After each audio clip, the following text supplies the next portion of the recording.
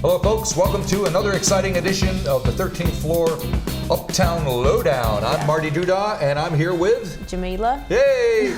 We're here to tell you all about what we've been doing at the 13th floor. We got concert reviews from last week, all the cool stuff that we went to see and listen to, and then the stuff that's coming up in the next week. Yeah, so you don't very miss exciting any of it, stuff. Right? So, and especially you're going to do a review of your own band. Yep, why not? I like it. All right. Might be a bit biased, but. So the first thing that we're going to talk about is a show I went to on Wednesday night at the Wine Cellar. It was with Tom Cunliffe and Dave Kahn. And Dave Kahn is like the master of all trade. He plays with everybody. He plays everything that's got strings. He's an amazing guy, and keys too, for that matter. He was on the Troy Kingi album. Troy Kingi, he plays with Red Fountain. He's the coolest guy. And Tom is a beautiful human being himself. Had a great little show. But the cool thing about the Wine Cellar is everybody. It was packed. It was sold out, and half the audience was were musical. Like I had Marlon Williams sitting at my feet watching the show, and he was telling me all about the fact that he was very excited because he's right across the street here now at Roundhead recording a new album. Cool. So we're gonna have to talk to him some more about that. That's pretty exciting. And then I'll show you a photo of another guy I ran into. This guy's name is Kieran J. Callanan.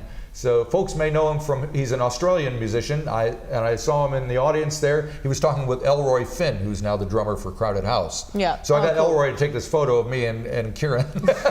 And I said, what are you doing here? And he was visiting his girlfriend.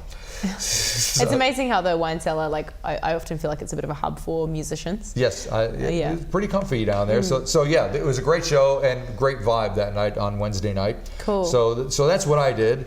And then the following night is your show, Marmalade. Yeah, so also at the Wine Cellar. Seems to be the go-to place these days. We played a show as Marmalade. With Grace Kelly and Manuela opening, and it was a wicked night. It was our debut show. So who's in the band besides you? Me, Kun Eldershoff on bass, Liam Nuttall on guitar, and Sam on drums, Sam Murphy. Mm-hmm. Were you nervous? I think I was nervous during the day, but then once we got into the Wine Cellar, I was just having too much fun meeting people, and there was some people there who had just found the gig on the Wine Cellar page and just came along that we didn't even know, which was super awesome, and we ended up almost selling out the venue, which was pretty cool. It was pretty packed, and everyone was dancing and just having a good time, and it was a wicked night for a debut show, and lots of people came up afterwards and said like sick show, love you guys' sounds and what you're up to, so we kind of left on a buzz and looking forward to the next one for sure. Is there going to be a next one soon? Yeah, I think August is when we're looking at. Yeah, and we'll see what comes up in between. Now, while you were, I didn't get to go to the show because I went to this thing called The Most Naked, which was part of the Auckland Live thing. It was downstairs at the Winter Garden at the Civic Theater. Oh yeah. So, and they were making it out to be this kind of, it's going to be edgy and controversial, and everybody's going to get naked and stuff. And it was kind of boring, actually. So there was some nudity. I would call it briefly naked, not mostly naked. But there you go. But it was something to do. So that's what I did. I should have gone to your show instead. You live and you learn. Next time. Yeah, you can't be in the right place all the time. So then, what did we do on Friday night? Rachel Leo. Yeah, we were both there because Leo. I took the photos and you saw the band. Yeah, she's a friend of yours, right? Yeah, she's studying the same degree that I'm currently studying, which is popular music at UOA. Cool, and that was at the Anthology Lounge. Yeah. What did you think of the venue?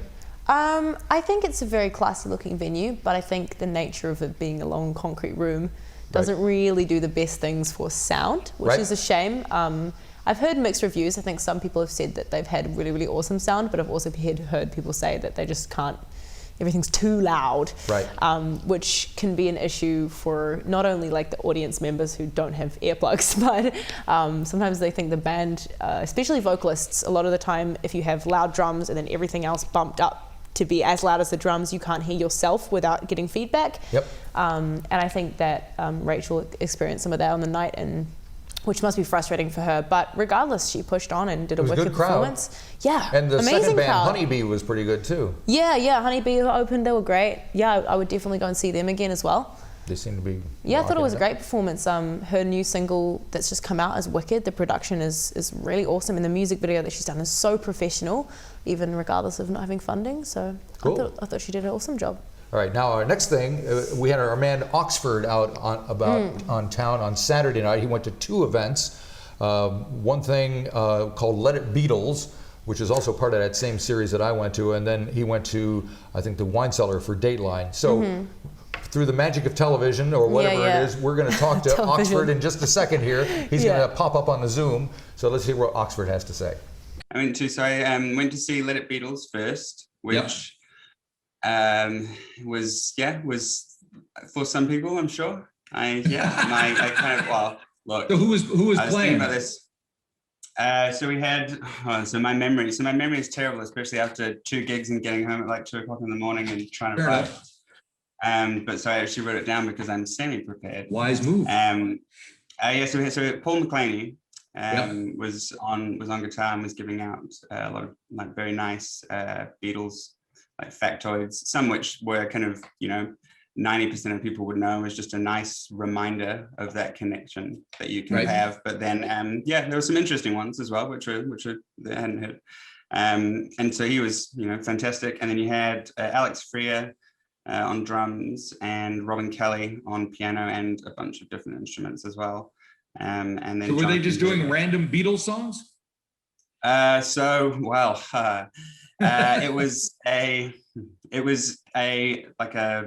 visit from the end of their kind of musical creation to the start. So it was like going back from start to finish.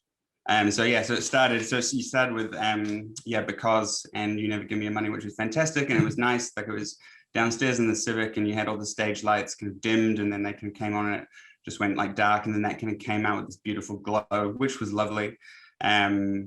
And then so it ended with the kind of popular, very lighthearted kind of very early stuff, which was nice. It was different, But so but yeah, there were some like few kind of things that I had issue with, but you can read that in a review and not get a video. A tease for the review, very good. Totally. I from there, you went to the Wine Cellar, right? So then afterwards, I got a slice of pizza, and then having like an hour to kill, so some from Sal's, it was excellent, and then burned it off walking up the incredible exercise concrete treadmill of Queen Street, and then got to Pay Road and I went to Wine Cellar. Benjamin Locke was up first, and it was just him and guitar, and sitting just on a stool, as more composed than I am now in terms of keeping himself together. But it was just beautiful, and so I wrote. So originally I thought the first couple of songs I was like, had that kind of early Elliott Smith kind of sadness to it, and I was like, is it Elliott Smith, Jeff Buckley? But I always go there, and it's like the cliche like comparison that I always dig into because I just love it so much. But then it was I think the 4th or 5th song was Lightning. Was it Lightning to Me? And I was just like, no, it's Leonard Cohen, like it's the Leonard Cohen voice, and I was like, and then so then I could relax. I was like, okay, I can sleep now.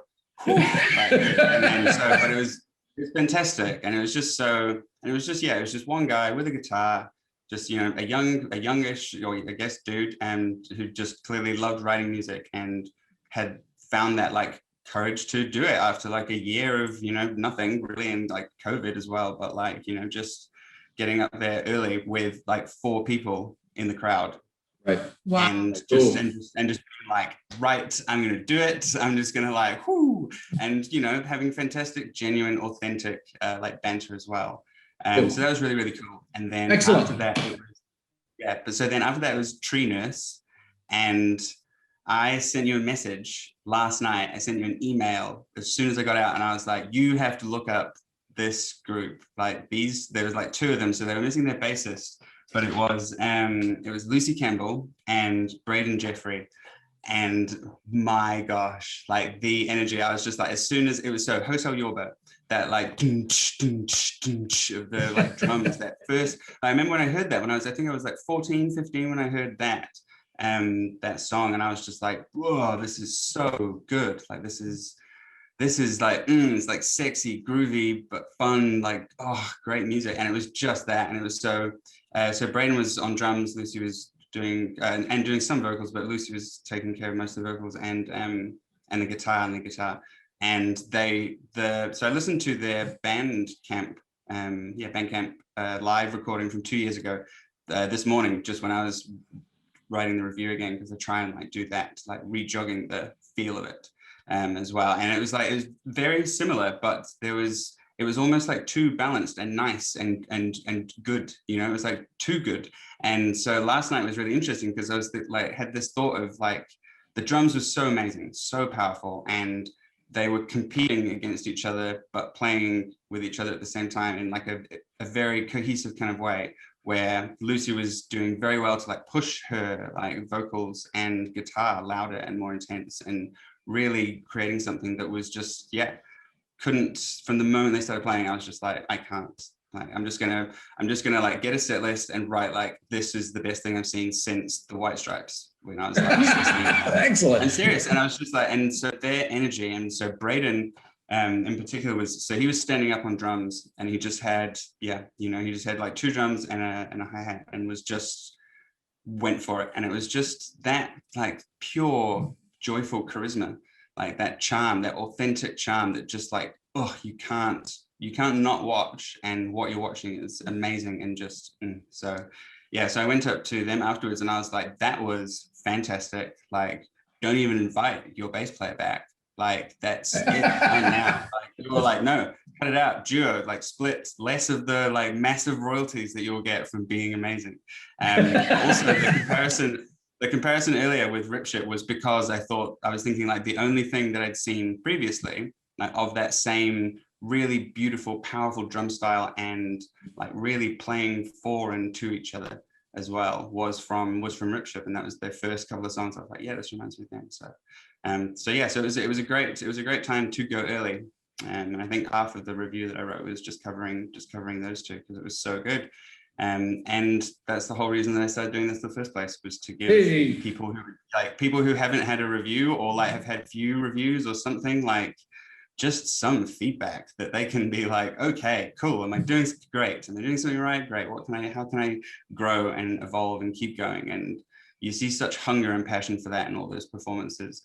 And then so that was again very, very apparent with Dateline. I've seen them 3 times. I saw them at Whammy Fest, and then again afterwards, I think at Whammy. And so it was nice seeing them in a slightly different space, without that like my feet sticking to the ground with alcohol. No offense, Whammy, I love you. Like I love you like my own child, but like I hide in the corner. So having seen them evolve, and I was the first person to get their Such a Bitch t-shirt. The moment it came out, I was like, oh, #1, like, and they sent me this beautiful little sticker. Still got it. I almost wore it last night, but I was like, no, I've got to keep it professional, like all in black, like I'm not a fanboy. Hi, I'm reviewing your show, and also, can you sign this shirt? I've got this. But it's that kind of thing. It was, and so I said, but I did say, I was like, I did get your shirt. And it was just that personable kind of way, and that they sent this note, and I was like, you guys are awesome. Like, it's just such a good feeling. And their music is, their music is fantastic. I've always loved how like the lyrics are just sharp, like cutty, bitchy, but beautifully. Like, it's that real like kill you with sweetness, like kind of like lyrically. And they have this wonderful harmony that goes over it as well, which reminds me of that kind of like prom band from the 50s or 60s, but all they're made up of is like the Cool Misfits, and they like are doing this beautiful band, and it's that vibe. And then there's still that like very raw kind of like grunge rock, like Hamilton, Auckland kind of. It's what I kind of got from I get a lot from Contenders, who I've seen a couple of times, and I think they're from a little bit down south. And that it's just this really raw kind of gritty like garage punk sound, which is great, and it blends beautifully. And so to see them 3 times over kind of 2 years, transitioning and growing and releasing more music, Dumb for My Age, that's the name of their new song that they released last night, and it was awesome. There you go. Yes. Oh, you guys. We got there. Got there in the end. Yes. That's right. So seeing them continue, and they had Benjamin Locke from earlier in the night up doing background percussion and everything. He got the awesome like single cowbell in the release, and got the big cheer of the night, which was, it was nice. No, it's just great, and it felt very, felt very close. But all of those people, very charming, personably very charming, and musically just so naturally talented and willing to embrace that. So, you know, for a gig at like just a little bar, that's that sounds wicked. Something I would do all the time, and it's why I do this, as you know. It's why I like. Okay, we're back. Thanks, Oxford, for taking us through his Saturday night. Good job, good job. Now, it's time to highlight the new album of the week that we've decided we like. And it's by a band from Australia called Hiatus Kaiyote. Yeah. We think that's how it's pronounced. Yes. We're pretty sure that's how it's pronounced. Confident. Its spelling is a little nebulous, but that's cool. That's the way things are these days. So the album is called Mood Valiant. I did a little research on the thing. Apparently, the reason it's called Mood Valiant is after the car, the Valiant. Oh, wow. And it's, so the lead singer is a woman by the name of Naomi Salfield, or otherwise known as Napalm. Oh, yeah. And so it's quite a backstory with the album. So Naomi, they were in the middle of making the album, and then suddenly she gets diagnosed with breast cancer. Oh, wow. So she didn't know what was going to happen with her. She's like in her late 20s, I think, or something. Very young. And apparently that's how her mother passed away. Yeah. So, which makes it even more kind of, So her mother apparently had 2 Valiant cars. Oh, wow. So that's why, and there's a video that we can show you with some of those, with the car in it. So it's kind of become a tribute to her mother, and it was quite, they got all the backing tracks down when they were making the album, and then that's when she found out her own diagnosis when she was about to lay down her vocals. Yeah. So it must have been pretty hairy. That's a beautiful story, though. Yeah. That's I think when an album has context and humane aspect to it, that's really cool. And apparently she's fine now. That's great to hear. She's gone through all the stuff and all that. So what do you think of the music? I thought it was interesting, but in a cool way. I think I don't know how many people have heard Jacob Collier, but it was kind of like that experience. Like the first time you listen to it, it's a bit like, wow, you overload on your ears. But the more you listen to it, I think the cooler it becomes.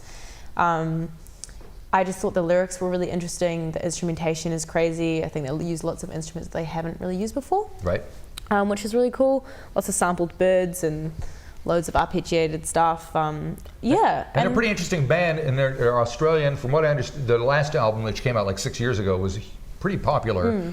Not so much in Australia, but in the rest of the world. So they don't get any love at home, and they were actually nominated for a Grammy for like best R&B performance or something. There's such an interesting genre, I think, of music, and I think that's what makes it so special. And I think they're coming to New Zealand to play a show on September the 24th at the Power Station. At the Power Station, right here, Uptown. So be looking forward to that for sure. And so you have a favorite song on the album? I really like Chivalry Isn't Dead, but it was just quite intense listen, I think. Right. Like quite a demanding listen. So I think my favorite would have to be Get Sun or Stone and Lavender. All right, well, let's give it a listen to a little bit of Get Sun, shall we? Cool. All right.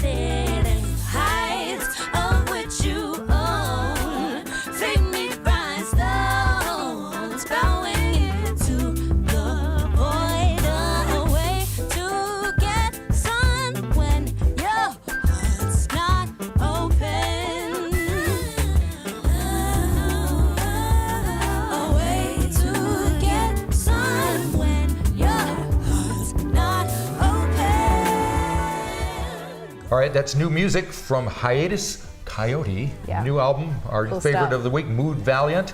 And now another new album, you're not gonna believe this, but I talked to Toto. You probably don't remember Toto, but you know who Toto is. Oh, we know. They've been around since the 70s. I used to have to play them on the radio all the time. Anyway, they have a new album out. They did some live stream thing in November. They've kind of got a new lineup of people, and I ended up talking to Steve Lukather, who is the sole original member of the band. He's the guitar player. Yeah.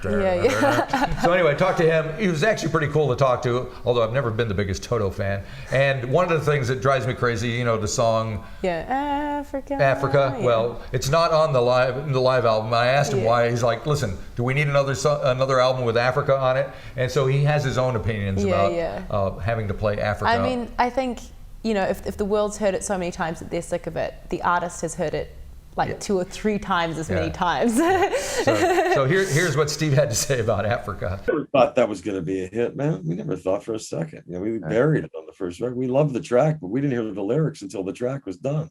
Right. We had the melody and we thought, oh, this is catchy as fuck. But then, you know, Africa, we're from North Hollywood, you know.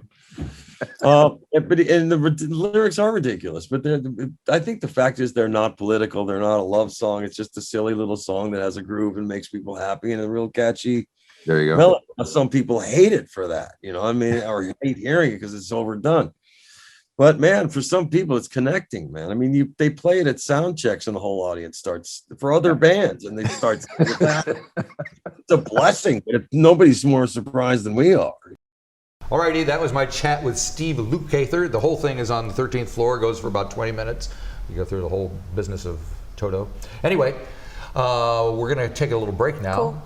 And we'll be back with all the stuff that's coming up next week that we recommend people see. Very exciting.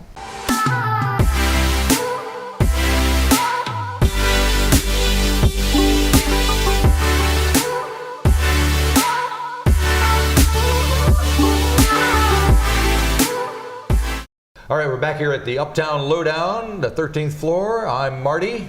I'm Jemilah. And we're going to tell you what's coming up next week, or this week, I should say. Yeah. Starting with a show at the Wine Cellar on Tuesday night. A gentleman by the name of Kim Salmon, who you probably don't know because you're way too young, but he used to be in a band called the Beasts of Bourbon. Australian guy. He's from Perth, so he's going to be in town, which hopefully I don't know if he's already here or not. We'll see how the bubble works. It's been up and down these days, so we'll see what happens there. So that's what I would recommend on Tuesday night here in Auckland. Now, what's the next show that we're talking about? We're going to Thursday. Yeah. So we got Rodney Fisher, who everybody knows from Good Shirt. Yeah, he's a good He's going to be at the Move Space on Thursday night, and we all love Rodney. He's a cool guy. Yeah. So it'll be a good show. Yeah, we all love Rodney, all love Move Space, so should be a pretty nice time, Absolutely. I think. And then what do we got? We have Tua Wahine on at the Civic Friday. I don't know much about that, but it sounds really cool. Is that a bunch of different artists? I think Rhea Hall is kind of curating it, and Annie Crummer is going to be there, Anika Moa, Georgia Lines, wow, classic. Tammy Nielsen, Paige, and a really cool band with Julia Deans playing guitar, and Steph Brown from Lips, and Marika Hudson on bass. So it should be fun there. That's it. Where is that? It's the Civic. And then looking ahead, Finn Andrews is back. So Finn is the leader of the Veils. Yeah. And so now he's still in the country, and he's teaming up with the NZ Trio to do a couple of shows at the Civic. And I think that should be pretty. I think it's both Friday and Saturday for him. Oh, cool. Yeah. So. Cool. Yeah, and our friends, the Rooms, who we all know and love. They're such a groovy band. They've been up here playing? Yep, they've been up here playing before. They're doing it at the Portland Public House, and that's free, so, you know, with Violet Highway, so that'll be why fun. not go along, you know? And then also Louis Baker is got a new album out called Love Levitates, and he's playing at the Holiday Avondale. Oh, cool. And then one other good show coming up on the weekend is Kendall Elise. Do you know her? No, I haven't heard of her. She's kind of rockabilly chick with red hair. Yeah. And she's playing at Thirsty Dog. It'll be rocking. Oh, cool. It'll be good. So, cool. Oh, all sorts of venues. all good stuff happening. So I recommend everybody go out and support their local music scene. And then we're going to talk about a couple of new albums that we think are kind of interesting that are coming out next week. So because it's the 4th of July in the U.S., there's not a lot of stuff coming out because everybody kind of is ready to party. Yeah, exactly. But there are a couple of. So Lana Del Rey has got another one out. She just put out the Chemtrails from whatever a couple months ago. Her new album is called smashing it with a new album Blue like 2 months later. I believe it is. Yeah. So what do you think about Lana? To be honest, I haven't listened to a lot of her music since 2012 to 2014 when she was kind of like really loving it. But from people who love her, I've heard that they love her. So Yep. So I wouldn't say anything bad we'll about play it. a little snippet of a new tune that's going to be on the album. This is called Wildflower, Wildfire. Cool. Nourish you hazily, baby.